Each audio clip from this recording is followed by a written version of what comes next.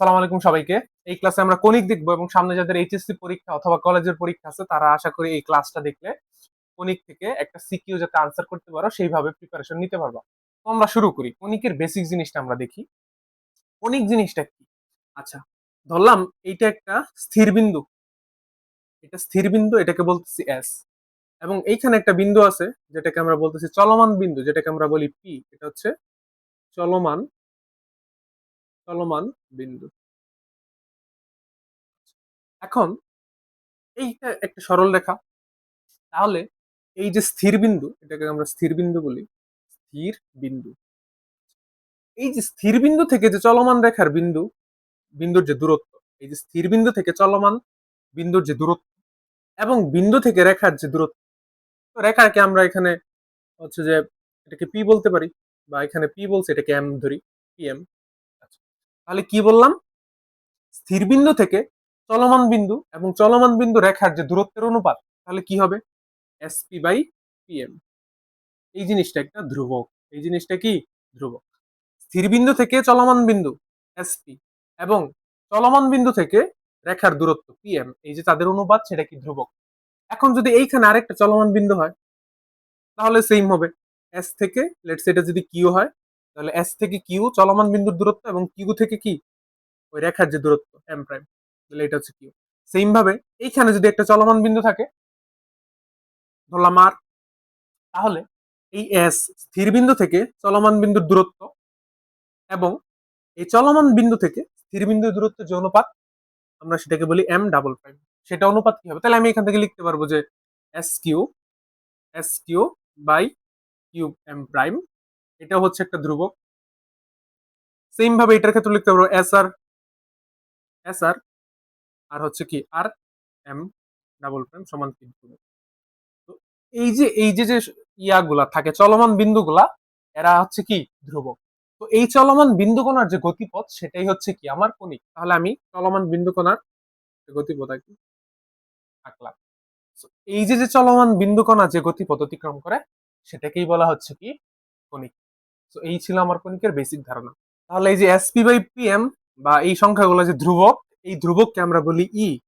এই ই হচ্ছে আমার কণিকের উৎকেন্দ্রিকতা। এটাকে আমরা কি বলা হয়? কণিকের উৎকেন্দ্রিকতা। তো এই ই এর ভ্যালুর উপরে ডিপেন্ড করে কণিকটা কি হবে। ই এর ভ্যালু যদি 0 হয় তাহলে কণিকটা হচ্ছে একটা বৃত্ত। ই এর ভ্যালু যদি 1 হয়, কণিক হচ্ছে কি? পরাবৃত্ত। পরাবৃত্ত। ই এর ভ্যালু যদি একের চেয়ে ছোট এবং জিরোর চেয়ে বড় হয়, তাহলে সেটা হচ্ছে একটা উপবৃত্ত। এবং ই এর ভ্যালু যদি একের চেয়ে বড় হয়, তাহলে সেটা হচ্ছে কি? অধিবৃত্ত। তো এইভাবে হচ্ছে এই উৎকেন্দ্রিকতা থেকে কণিকের টাইপ নির্ধারণ করা হয়। বৃত্ত হতে পারে, পরাবৃত্ত হতে পারে, উপবৃত্ত হতে পারে, অধিবৃত্ত হতে পারে। ঠিক আছে, এখন আমরা দেখবো পরাবৃত্ত। আচ্ছা, পরাবৃত্ত নর্মাল চিত্রটা আগে এঁকে নেই। তাহলে এখন আমরা দেখবো পরাবৃত্ত। পরাবৃত্ত থেকে প্রথমে যেটা শিখতে হবে, এটা হচ্ছে একটা পরাবৃত্তের গ্রাফ। ঠিক আছে, আচ্ছা দেখো, যে রেখাটা এই পরাবৃত্তটাকে প্রতিসম করে, প্রতিসম মানে কি? ধরো এটা একটা রেখা, একে ধরো এই রেখাটা দুই অংশে ভাগ করে ফেললো, এটা হচ্ছে প্রতিসম। তাহলে দেখো এই যে যে গ্রাফ, পরাবৃত্তের যে গ্রাফ, পরাবৃত্তের যে গ্রাফ, একে এই রেখাটা দুইটা সমান অংশে ভাগ করে ফেলছে না, উপরে একটা অংশ নিচের একটা অংশ। তো যে রেখাটা দুইটা সমান অংশে প্রতিসম করে, সেটাকে আমরা বলি অক্ষরেখা। এটাকে কি বলি? অক্ষরেখা। অক্ষরেখা। এবং অক্ষরেখা পরাবৃত্তকে যে বিন্দুতে ছেদ করে সেটাকে বলি শীর্ষবিন্দু। এটা অক্ষরেখা। আর এই পরাবৃত্তটা এই অক্ষরেখাকে কোন বিন্দুতে ছেদ করছে বলতো? এই বিন্দুতে ছেদ করছে না? তাহলে এটাকে আমরা কি বলি? এ দিয়ে প্রকাশ করলাম, এটাকে আমরা বলতেছি শীর্ষ বিন্দু। তাহলে একে আমরা কি বললাম? শীর্ষবিন্দু। এটাকে আমরা এখানে লিখি, এ হচ্ছে আমার কি? শীর্ষবিন্দু। তাহলে অক্ষরেখা চিনলাম, এবং পরাবৃত্ত অক্ষরেখা যে যে বিন্দুতে স্পর্শ করে সেটা হচ্ছে কি? অক্ষরেখা। সেটা হচ্ছে স্পর্শবিন্দু। এইবার এবার আমরা শিখবো উপকেন্দ্র। তাহলে উপকেন্দ্র কই থাকে? উপকেন্দ্র থাকে এই জায়গাতে। দেখো, এটা যদি হা করে আছে না, এই পরাবৃত্তটা এটা কি করে আছে? ধরো এটা একটা মুখ, এটা বন্ধ ছিল, হা করে আছে। তাহলে পরাবৃত্তটা আমার যেদিকে হা করে থাকবে সেদিকে থাকবে কি? উপকেন্দ্র। তাহলে এইখানে আছে কি? উপকেন্দ্র। এস দ্বারা প্রকাশ করা হয় উপকেন্দ্র।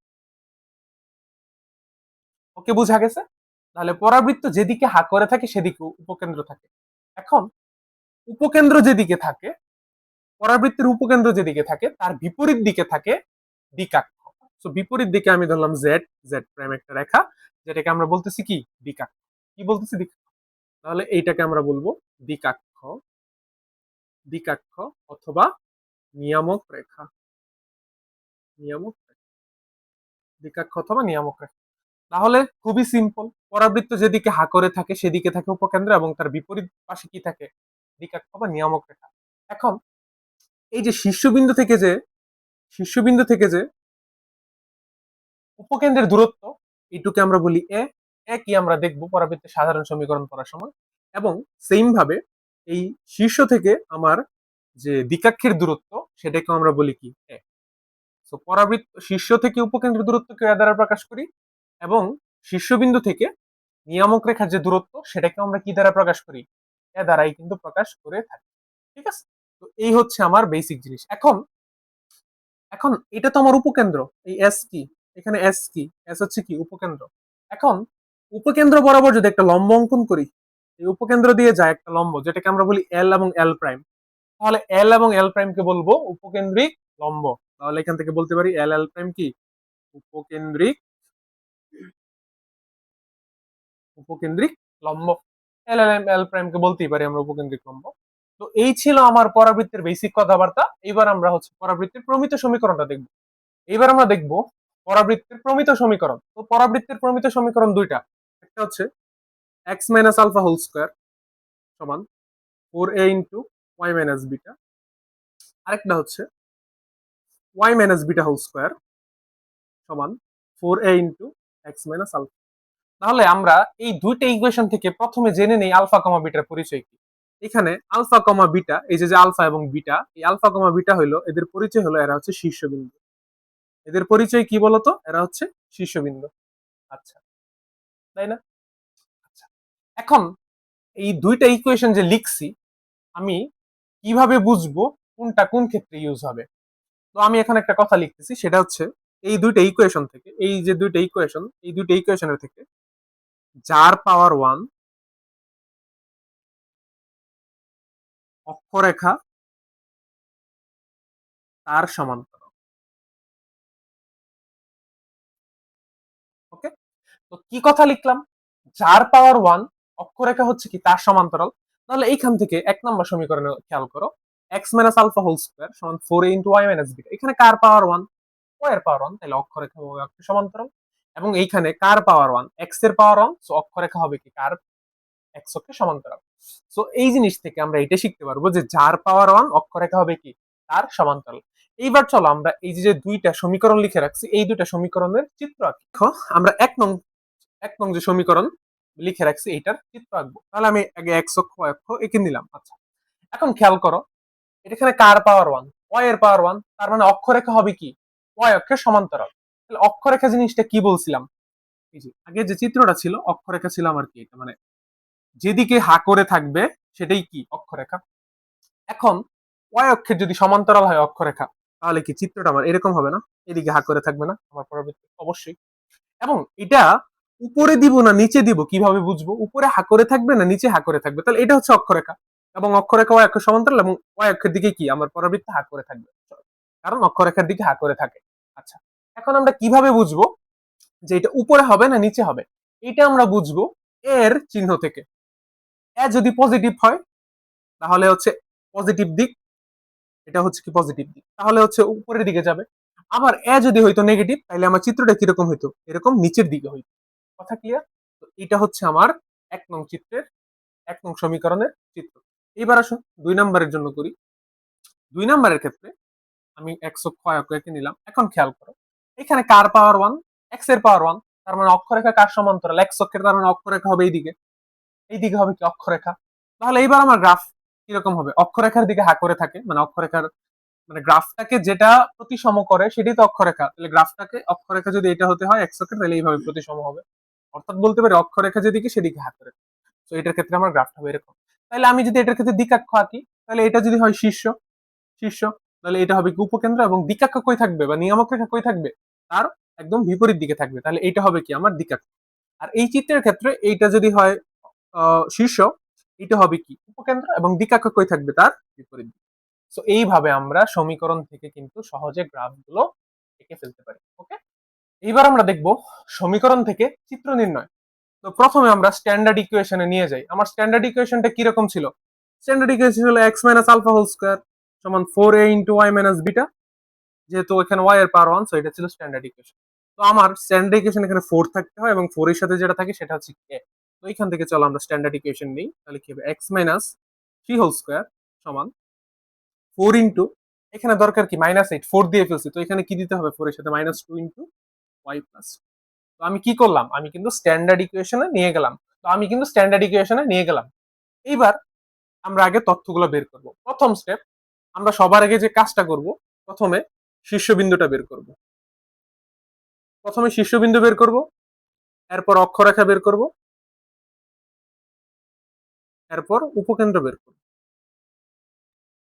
এই তিনটা কাজ যদি করতে পারি তাহলে চিত্র বের করা একদম ইজি। প্রথমে শীর্ষবিন্দু বের করি চলো। তাহলে এই যে যে গ্রাফ, আমরা যদি এইটার সাথে তুলনা করি, এখানে আমার শীর্ষ কি ছিল? Alpha comma beta. শীর্ষ কি ছিল? Alpha comma beta. তাহলে এই এই এই সমীকরণে আমার শীর্ষ কি হবে? আলফা।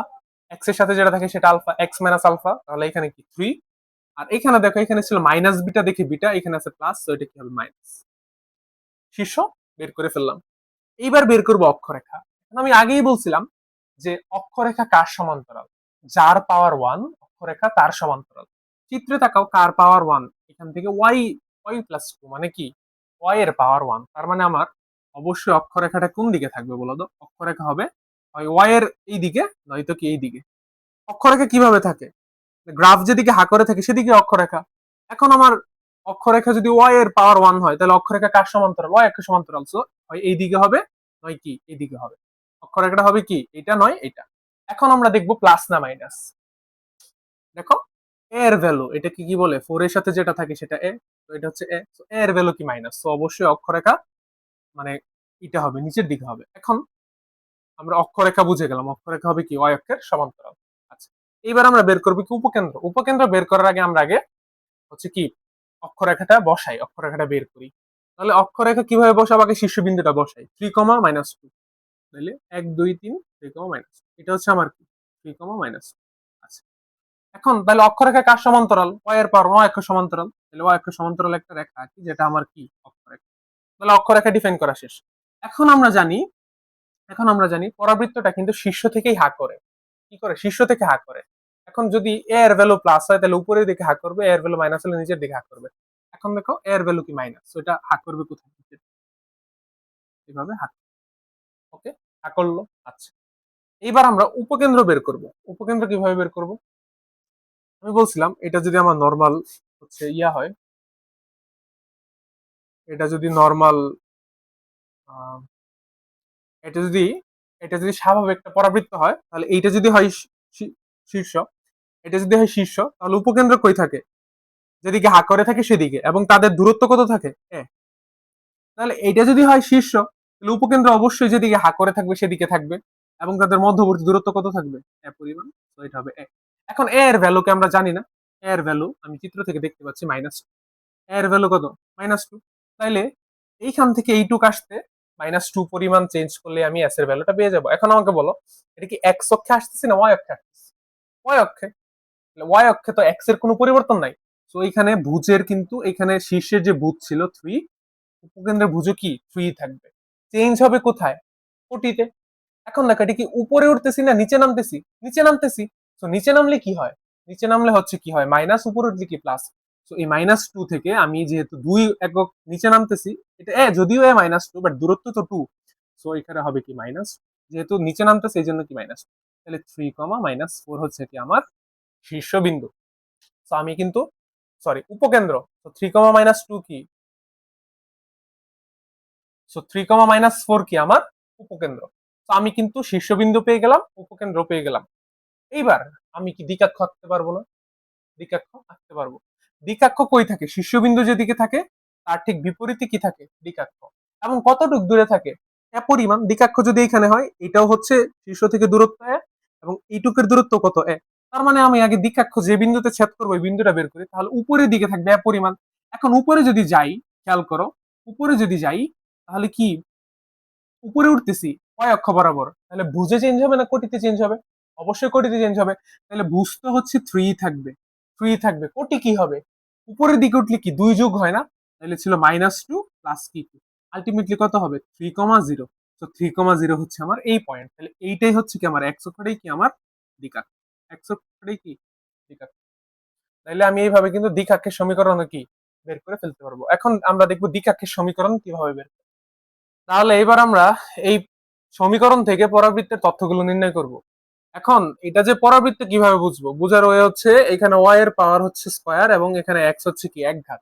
তো পরাবৃত্তের সমীকরণ কিন্তু এরকমই থাকে যে x minus alpha whole square 4 into y minus beta. তো আমরা ওয়াই স্কয়ার যেটা আছে ওয়াই কে এক পাশে রাখি এবং এক্স কে আরেক পাশে পাঠিয়ে দিই। তাহলে এখানে কি থাকবে 3y স্কয়ার মাইনাস 12y সমান 10x প্লাস 18। এটা হচ্ছে আমার কি থাকে।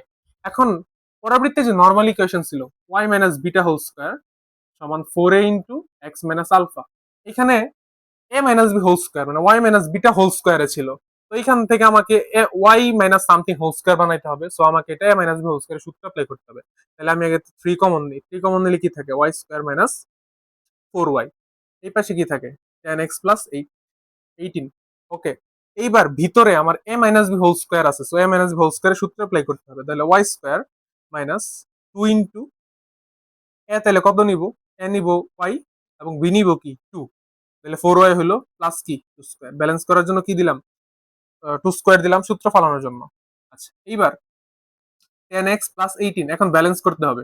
এই পাশে আমি এক্সট্রা কত যোগ করলাম 4, 2 স্কয়ার মানে 4, বাট তার সাথে গুণাকার আছে কত 3, তাহলে 3 4 12, তাহলে এখানে যোগ করতে হবে কত 12। এটা খুবই ইম্পর্টেন্ট। এইবার 3 ইন্টু আমি এখানে a square minus 2ab plus b square মানে a মাইনাস b হোল স্কয়ারের সূত্র পড়ে গেছে, লিখবো y মাইনাস 2 হোল স্কয়ার।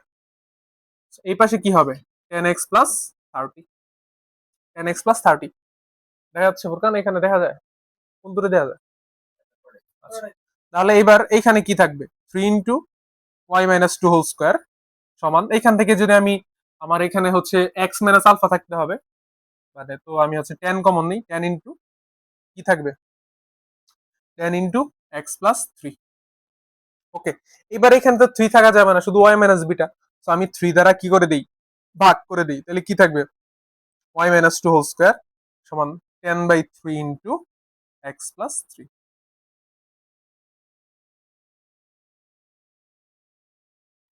এইবার আমরা স্ট্যান্ডার্ড কি পাইলাম, এবার আমরা পাইলাম y মাইনাস 2 হোল স্কয়ার সমান 10/3 ইন্টু এক্স প্লাস 3। এখন খেয়াল করো যে এইখানে আমার 4a দরকার। তো আমি এখান থেকে একটা 4a নিয়ে আসবো, y মাইনাস 2 হোল স্কয়ার একটা 4 নিয়ে আসবো। এখানে 4 নিয়ে আসলে এখানে তো 4 নাই, তো এখানে কি দিয়ে করবো 4 দ্বারা আবার ভাগ করতে হবে। 4 নিলাম 4 দ্বারা ভাগ করলাম, তো কি হবে 10/12 ইন্টু কি হবে এক্স প্লাস 3। তো আমি এখান থেকে একটা 4 নিয়ে আসলাম। এখন আমার এটা স্ট্যান্ডার্ড ইকুয়েশনের সাথে মিলে গেছে, y minus beta whole square 4 into x minus alpha. So এটা আমার এখন কিসের সাথে মিলে গেছে স্ট্যান্ডার্ড ইকুয়েশনের সাথে কিন্তু মিলে গেছে। তো এইবার আমি এইখান থেকে তথ্যগুলো বের করতে পারবো। বলতো এখানে শীর্ষ কি ছিল, আলফা কমা বিটা আমার কি ছিল এই স্ট্যান্ডার্ড ইকুয়েশনে শীর্ষ। তো এইখান থেকে আলফা কমা বিটা তুলনা করলে এটাকে আমি বিটা পাই, এটাকে আলফা পাই, তাহলে আমি লিখতে পারবো আলফা কমা বিটা সমান কত লিখতে পারবো -3,2। কেন -3? কারণ এখানে মাইনাস আলফা থাকলে আলফা, তো যেহেতু +3 আছে সো এটা মাইনাস, সো -3,2। এটা আমি শীর্ষ। শীর্ষ পাওয়ার পর আমাকে দেখতে হবে অক্ষরেখা কার সমান্তরাল। এখানে কার পাওয়ার 1 আছে বলতো এক্স এর পাওয়ার 1, সো অক্ষরেখা হবে কার সমান্তরাল, অক্ষরেখা হবে এক্স এর সমান্তরাল। তাহলে আমি আমার চিত্রটা আঁকি, তাহলে আমি চিত্রটা আঁকি।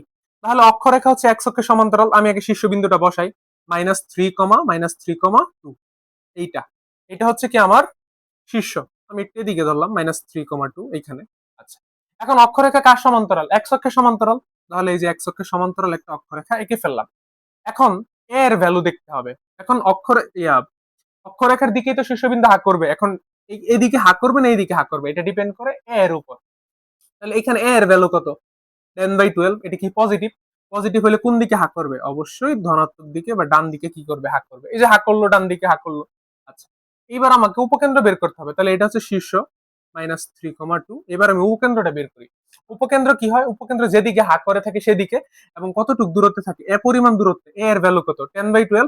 তাহলে আমার উপকেন্দ্র হবে, যেহেতু এক্স অক্ষ বরাবর আগাচ্ছি বুঝে চেঞ্জ হবে -3 + 10/12 কত 2।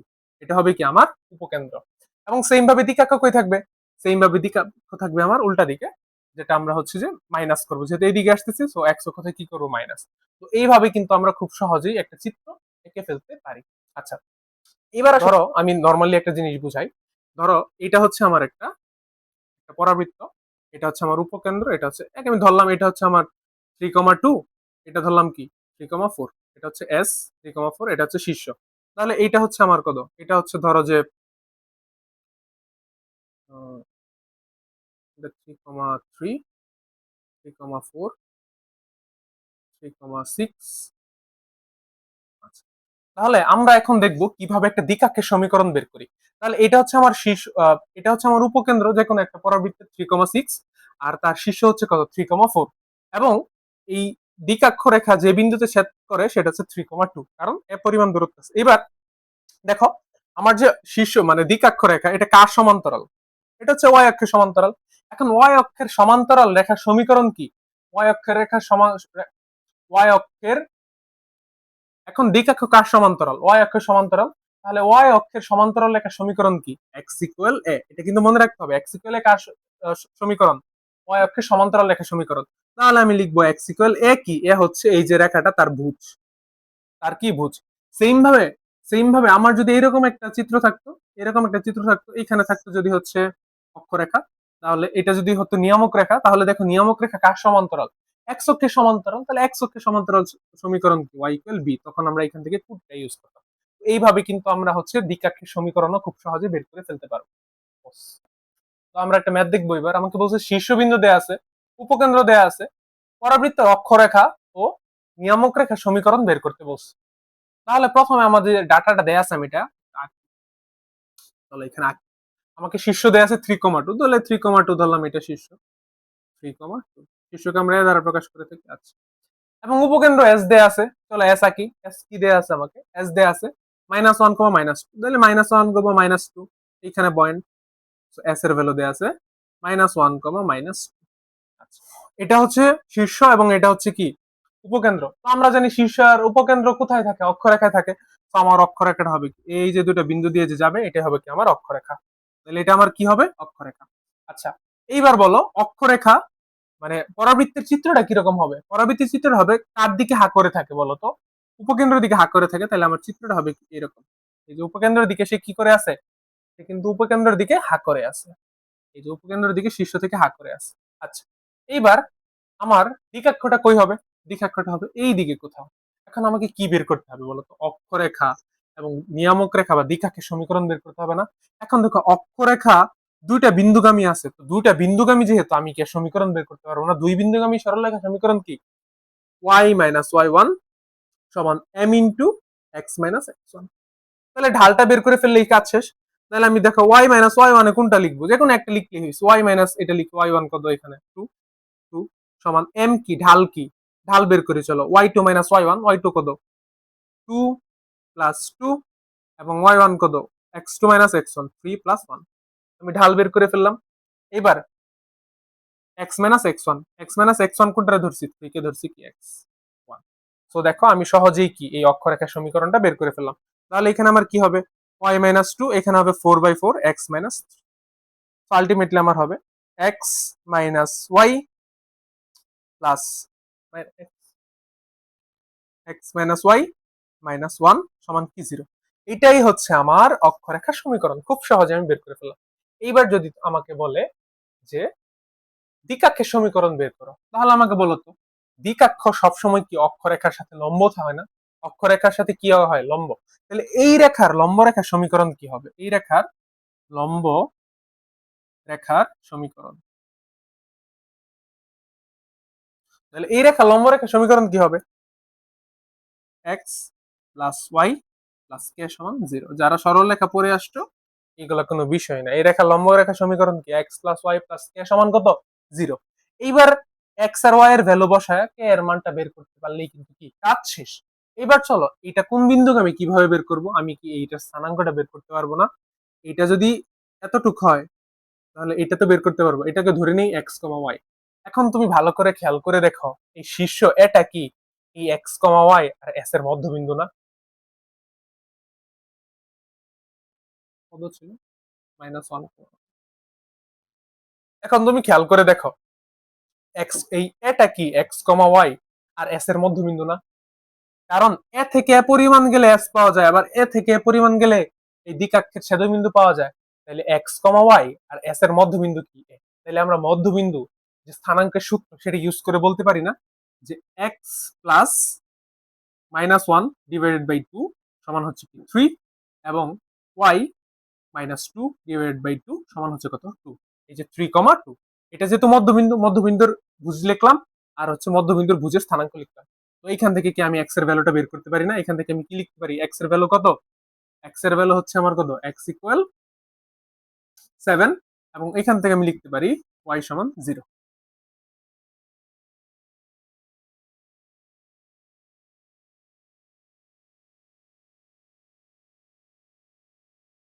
সো এখান থেকে লিখতে পারি এক্স ইকুয়াল 7 এবং ওয়াই সমান কত?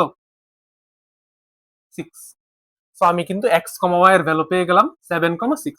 এইবার যেহেতু আমার লম্ব এটা ছিল আমার এই দ্বিকাক্ষের সমীকরণ, যেটা হচ্ছে 7,6 বিন্দুগামী, তো এই সমীকরণে আমি যদি 7,6 বসায় দিই তাইলে কিন্তু কাজ শেষ।